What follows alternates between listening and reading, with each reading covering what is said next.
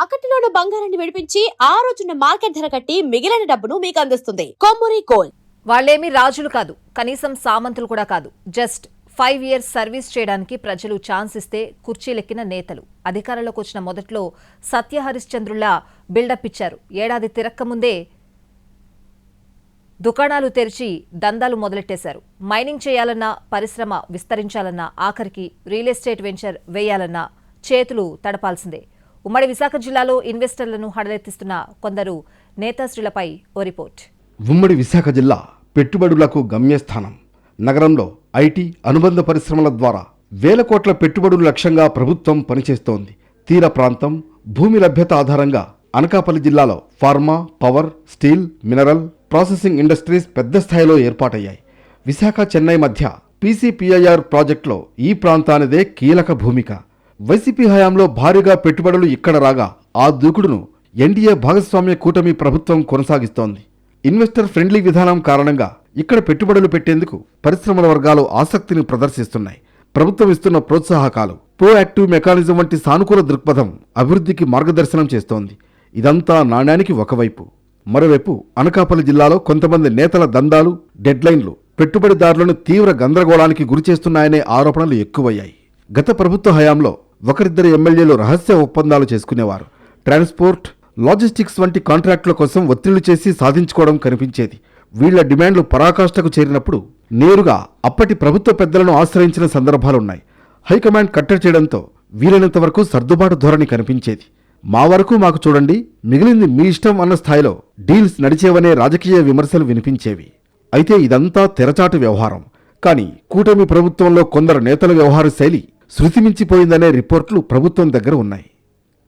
పరిశ్రమలు నేతలకు ఏటీఎం మెషిన్లుగా మారిపోయాయా? మామూళ్ల వసూళ్లలోనూ బరితెగించిన వ్యవహారాలు నడుస్తున్నాయా? మంత్రులు కాంట్రాక్టుల పేరుతో పీక్కు తినేస్తున్నారా? ఇలాంటి ప్రశ్నలకు అవుననే సమాధానాలు ఎక్కువగా వస్తున్నాయి. కూటమిలో కొందరు నేతల ఆగడాలు ముమ్మాటికి ఈ విధంగానే ఉన్నాయనే రాజకీయ ఆరోపణలు బలంగా వినిపిస్తున్నాయి. అనకాపల్లి జిల్లాలో 2 ఫార్మా సెజ్లున్నాయి. ఒకటి పరవాడలోని జవహర్లాల్ నెహ్రూ ఫార్మాసిటీ కాగా మరొకటి అచ్యుతాపురం, రాంబిల్లి మండలాల పరిధిలో ఏర్పాటైంది. బల్క్ డ్రగ్, ఫార్మా యూనిట్ల కోసం ఉద్దేశించిన పరవాడ ప్రాంతంలో భూమి లభ్యత తగ్గిపోయిన కారణంగా అచ్యుతాపురం వైపు ఎక్స్పాన్షన్ నడుస్తోంది. వీటిల్లో స్వదేశీ, విదేశీ బడా ఫార్మా సంస్థలు ఉన్నాయి. వీటిని ఆధారంగా చేసుకుని అభివృద్ధి, ఉద్యోగాల కల్పన సాధ్యమవుతుంది. ఈ ప్రయత్నంలో మానవ తప్పిదాలు, నిర్వహణ లోపాలు వంటి కారణాలతో ప్రమాదాలు జరుగుతున్నాయి. వాస్తవానికి పారిశ్రామికంగా కొత్త యూనిట్ పెట్టినా, వైఫల్యం కారణంగా ప్రమాదాలు జరిగినా అదంతా సంబంధిత యంత్రాంగం బాధ్యత. నిబంధనల ఉల్లంఘనలను శిక్షించే పని ప్రభుత్వం చేయాలి. వాస్తవానికి ఇక్కడ స్థానిక నాయకత్వం రోల్ నామమాత్రం. స్థానిక ఎమ్మెల్యే, ఎంపీ లేదా ఇతర చోటామోటా నాయకులతో సత్సంబంధాలు మాత్రమే పరిశ్రమ వర్గాలు కోరుకుంటాయి. కానీ అనకాపల్లి జిల్లాలో ఇప్పుడు ఒకరిద్దరు నేతలు దోపిడీ రాజులుగా మారిపోయారనే విమర్శలు బలంగా వినిపిస్తున్నాయి. యంత్రాంగాన్ని గుప్పిట్లో పెట్టుకుని లేనిపోని లిటిగేషన్లు సృష్టించడం పరిపాటిగా మారిందనే ప్రచారం జరుగుతోంది. మాట వినకపోతే పనులను అడ్డగించడం, పరోక్షంగా ఇబ్బందులు సృష్టించడం ద్వారా తమ డిమాండ్లను సాధించుకుంటున్నారనే ఆరోపణలు బలంగా వినిపిస్తున్నాయి. ఒకరిద్దరు నేతల పేర్లైతే విస్తృతంగా నలుగుతుండడం చర్చనీయాంశం. ఈ దూకుడు ఎక్కువైందని గుర్తించిన ప్రభుత్వ పెద్దలు క్లాస్ పీకడంతో ఒకడుగు వెనక్కి తగ్గినట్లు కనిపించినా దందాలు మాత్రం వదలడానికి మనసు రావడం లేదని చర్చ జరుగుతోంది. ఈ దిశగా కీలక కాంట్రాక్టులు కొట్టేసే పనిలో నిమగ్నమయ్యారని, పరిశ్రమలకు అవసరమైన మట్టి, ఇసుక, మెటల్ సహా మెటీరియల్ ఏదైనా తమ దగ్గరే తీసుకోవాలని, తాము నిర్ణయించిన ధరలే చెల్లించాలని డిమాండ్ చేస్తున్నట్లు విస్తృత ప్రచారం సాగుతోంది. మరోవైపు పార్టీ మీటింగులు, ర్యాలీలు, ఆఖరికి గ్రామదేవతల ఉత్సవాలకు కూడా పరిశ్రమల దగ్గర ఇండెంట్లు పెడుతున్నారని, గతంలో ఇటువంటి దుష్ట సంస్కృతిని చూడలేదని రాజకీయ వర్గాలే ముక్కున వేలేసుకుంటున్నాయి. మేం ఇండెంట్లు పెడతాం, ఎవరికోసం ఇవ్వరో అది చూస్తాం. ఇది కొందరు కూటమి నేతల అఫీషియల్ దందా. నేరుగా యాజమాన్యాలను హెచ్చరించి దండుకుంటున్నారని అపవాదులు ఎక్కువయ్యాయి.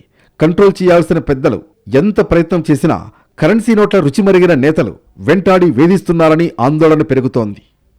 ఇక అనకాపల్లి జిల్లా విషయానికొస్తే రిచ్ మైన్స్ అండ్ మినరల్స్తో పాటు మౌలిక వసతులు ఎక్కువ, విస్తృతమైన కనెక్టివిటీ కారణంగా ఇక్కడికొచ్చిన పెట్టుబడిదారులు రాజకీయ పార్టీల నేతలకు కామధేనువు, కల్పవృక్షంగా మారుతున్నారనే ఆరోపణలు ఉన్నాయి. స్థానిక నాయకత్వం తమ చెప్పుచేతళ్లకు వచ్చేసిందని తేలిపోయిన తర్వాత నుంచి ప్రజలకు నరకం మొదలవుతుంది. మంత్రులు చెల్లించేస్తున్నాం కనుక జనం ఇబ్బందులతో మాకేం సంబంధం అనే వైఖరి వ్యాపార వర్గాల్లో పెరుగుతోంది. ఫలితంగా అత్యంత ప్రమాదకర రసాయనాల వ్యర్థాలు విడుదలై ఊపిరి కూడా పీల్చుకోలేకపోయినా, అగ్ని ప్రమాదాల కారణంగా ప్రాణాలు కోల్పోయినా, భారీ వాహనాల రాకపోకలతో రహదారులు ఛిద్రమైన, యాక్సిడెంట్ల కారణంగా నిండు జీవితాలు అర్ధాంతరంగా ముగిసిపోయినా పట్టించుకునే దిక్కు లేకుండా పోతోంది. ఇక్కడ ఆ పార్టీ ఈ పార్టీ అనే తేడా లేకపోవడం మరో దురదృష్టకర పరిణామం.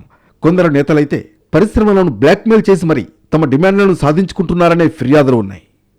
మైనింగ్ అనకాపల్లి జిల్లా నేతలకు బంగారు గని లాంటిది. అనధికారిక చెక్పోస్టులు నడుస్తాయి. ప్రతి లారీకి లెక్క కట్టి ప్రైవేట్ టోల్ వసూలు చేస్తారు.